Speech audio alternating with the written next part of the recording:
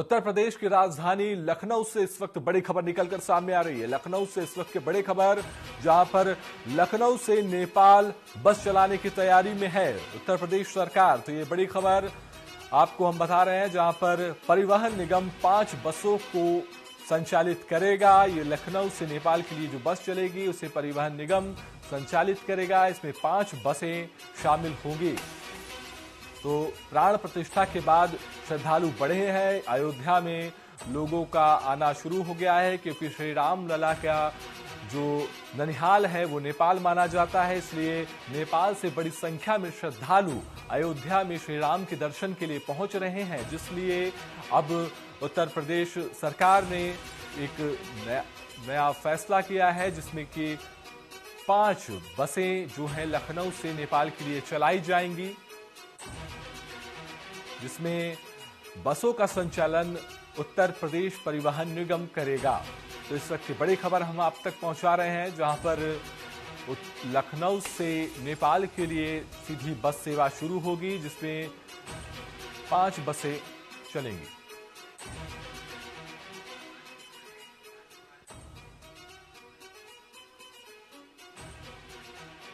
इस खबर में ज्यादा जानकारी के लिए हमारे साथ लखनऊ से हमारे ब्यूरो हेड दानिश वारसी जुड़ गए हैं। जी दानिश जी, अब एक बड़ी खबर निकलकर सामने आ रही है, जहां पर लखनऊ से नेपाल के लिए बस चलाई जाएंगी। इसको किस तरह से देखते हैं? श्रद्धालुओं का भी आना अब अयोध्या में शुरू हो गया है, लखनऊ में शुरू हो गया है।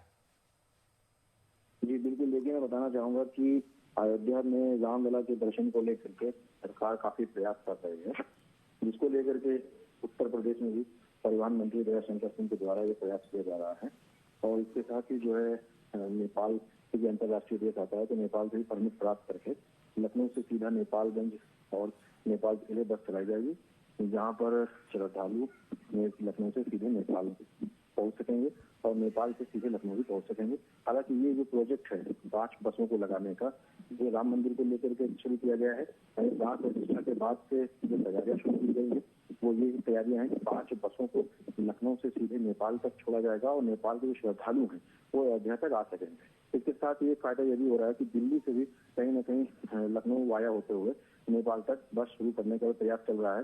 हालांकि अभी परमिट नहीं मिला है, और जब जैसे ही नेपाल से अंतर्राष्ट्रीय परमिट मिलता है उसके बाद लगातार इन 5 बसों को सुचारू रूप से चालू कर दिया जाएगा। ये मैं कह सकता हूँ कि उत्तर प्रदेश की सबसे बड़ी योजना कह सकता हूँ, और श्रद्धालुओं के लिए सबसे बड़ी मैं कह सकता हूँ कि एक उनके लिए गुड लक है कि वो सीधे नेपाल से अयोध्या के दर्शन कर सकेंगे। जिनको किसी प्रकार का किसी प्रकार की कोई प्रॉब्लम नहीं होगी, ट्रैवल को लेकर के वो काफी इजी गोइंग रहेगा, जो उत्तर प्रदेश सरकार द्वारा ही किया जा रहा है।